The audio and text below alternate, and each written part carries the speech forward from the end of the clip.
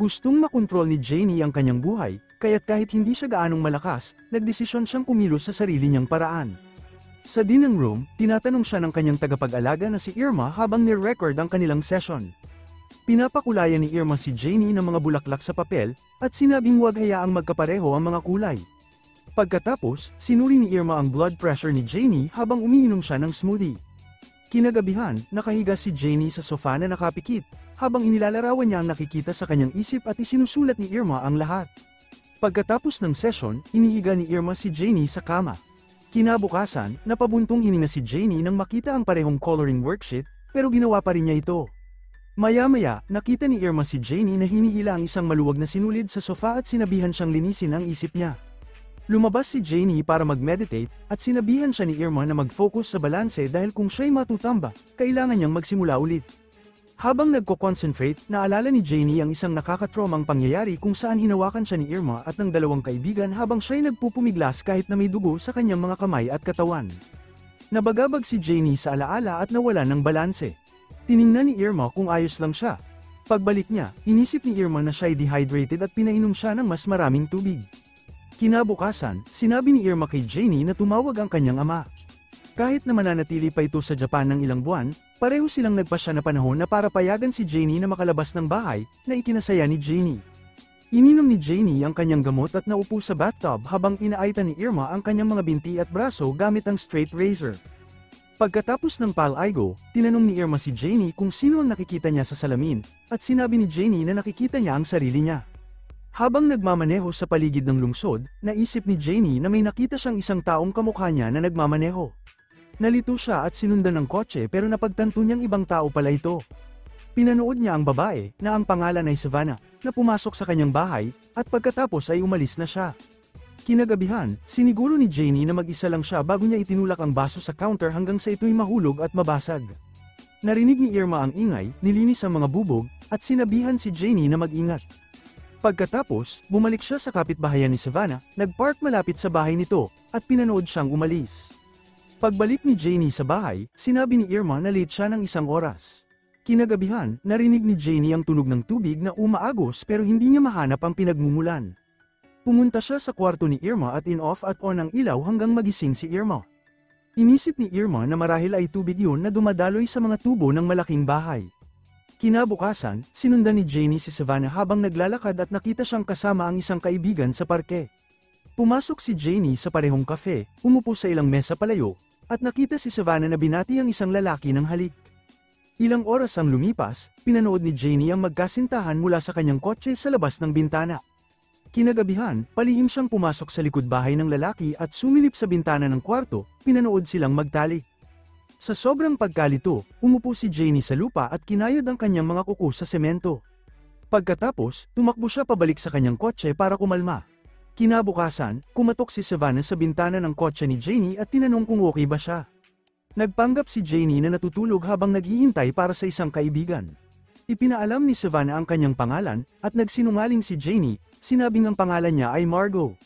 Pagbalik ni Janie sa bahay, nadismaya si Irma at may hawak na tunang fork. Sinubukan ni Janie ipaliwanag na gusto niyang tawagan, pero naubusan siya ng battery sa kanyang telepono. Paalala ni Irma na ang gagawin niya ay hindi parusa kundi bunga ng paglabag sa mga patakaran. Si Janie ay humiga sa sofa, kinagat ang isang tuwalya, at kitang-kita ang kanyang pag-iyak sa tunog ng tunang fork. Kinabukasan, sinabi ni Irma kay Janie na lahat ng ginagawa niya ay para sa kanyang kapakanan. Makalipas ang ilang araw, nagtago si Janie sa bahay ni Savannah matapos makakita ng spare key sa ilalim ng isang paso ng bulaklak. Sa loob, binuklat niya ang mga sulat at inilagay sa kanyang bulsa ang isang loop. Pumunta siya sa kwarto at humiga sa kama ng ilang minuto, hinahaplos ang tela. Bigla, narinig ni Janie si Savannah na pumasok, kaya't mabilis siyang lumabas. Nang gabi, natagpuan ni Janie ang numero ni Savannah sa ninakaw na sulat at tinawagan ito. Nang gabi, narinig niya ulit ang agos ng tubig at sinundan ito papunta sa labas ng pool. Sumisid siya sa tubig, at biglang nagpakita si Irma na may flashlight, nagtataka kung bakit siya nasa pool na nakadamit. Kinabukasan, nahihirapan si Janie mag-focus sa kanyang balanse at ehersisyo. Sinubukan siyang palakasin ni Irma, pero lalo lang nagalit si Janie. Sinabi ni Janie na si Irma ay simpleng tagalinis lamang, hindi ang kanyang ina, at galit siya dito. Sinimulan ni Janie ang pagkakalat sa sala, ngunit ipinaalala ni Irma na kung magiging marahas siya, kailangan niyang tawagan ng pulis. Sa huli, nagpapakalma si Janie at tinagumpayan ang isa pang sesyon ng tunang fork. Sa gitna ng masakit na karanasan, naalala ni Janie ang isang traumatikong pangyayari kung saan isang lalaki ang nagplano na abusuhin siya sa madilim na eskinita. Sa halip na makipaglaban, binuksan niya ang kanyang pantalon, na nagpahiyaw sa lalaki at pinalayas ito. Kinabukasan, nilinis ni Janie ang fog sa salamin ng banyo matapos maligo. Bigla, dumating si Savannah, nagpapakita na si Janie ay nasa loob ng bahay ni Savannah. Nakita ni Savannah ang bakas ng kamay sa salamin, kaya tinawagan niya ang pulis upang i-report ang pagnanakaw. Habang tinitingnan ng opisyal ang bahay, tahimik na nagtago si Janie sa balkonahe. Nang gabi, nagbalik si Janie sa bahay ni Savannah, tinanggal ang kanyang sapatos, at tinitigan siyang natutulog. Maya-maya, pumunta si Janie sa bahay ng boyfriend ni Savannah at hinalikan ang nalilitong lalaki. Habang ginagawa nila ito, may kinuha si Janie at pinukpok sa ulo ng lalaki hanggang mamatay ito. Habang inilagay ni Irma ang mga electric fence sa mga pintuan at isinabat ang shock collar sa isang tali. Habang ginagawa ito ni Irma, pumunta si Janie sa isang nightclub at sumayaw na parang walang nangyaring kahit ano. Sa huli, si Janie ay humiga sa kanyang kama, at si Irma ay naglagay ng shock collar sa kanyang leeg gamit ang isang padlock. Sinabi ni Irma na wala siyang ibang magagawa kundi tratuhin si Janie tulad ng isang aso dahil siya ay sumuway sa mga patakaran. Sinabi ni Irma na kung susubukang tumakas ni Janie, mararamdaman niya ang isang level 3 ng kuryente kapag siya ay lumabas ng hangganan. Humiling si Janie na makipag-usap sa kanyang ama, ngunit sinabi ni Irma na dapat niyang pagtuunan ng pansin ang kanyang paggaling upang hindi masayang ang kanilang progreso. Sa huli, tinanong ni Irma kung saan naroroon si Janie at sino ang kasama niya, ngunit nang magsinungaling si Janie, ipinakita ni Irma na alam niya kung saan ito pumunta. Makalipas, iniutos ni Irma kay Janie na habarin ang kanyang damit at inaasahan ng isang pagsusuri upang malaman kung siya ay hinabol. Kinabukasan, inalis ni Irma ang lahat ng mga aparato at cable mula sa bahay at itinago ang mga ito. Si Janie, desperadong makalaya, sumubok na umalis ngunit naantala ng electric shock. Makalipas, ginamit ni Irma ang remote ng shock collar upang piliting uminom si Janie ng kanyang gamot. Sa kanyang exercise para sa balanse, napagtanto ni Janie na kayang tiisin ang sakit sa pamamagitan ng pag-concentrate. Sa gabi na yon, si Janie ay pumunta sa kusina at nakakita ng gunting.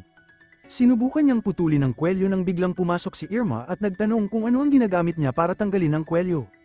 Kinuha ni Janie ang gunting at itinuro ito kay Irma. Habang lumalapit si Irma, nag-swing si Janie ang gunting sa leeg ni Irma at ikinamatay niya ito.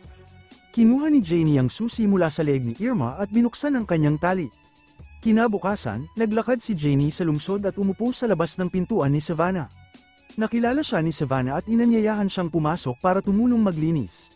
Pagkatapos, bumalik si Janie sa bahay at bigla na lamang sinorpresa si Savannah at isinabit. Nang itanong ni Savannah kung ano ang nangyayari, ginaya siya ni Janie. Nanatili si Janie malapit kay Savannah at maingat na hinipo ang kanyang mukha. Kinabukasan, nagising si Janie at napagtanto na wala na si Savannah sa tabi niya.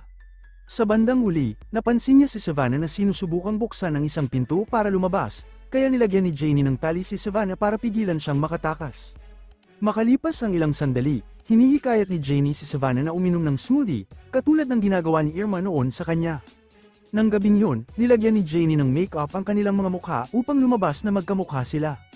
Nagtanong si Savannah kung ano ang magagawa niya para maging masaya si Janie, ngunit walang sagot si Janie at sa halip ay sinampal siya.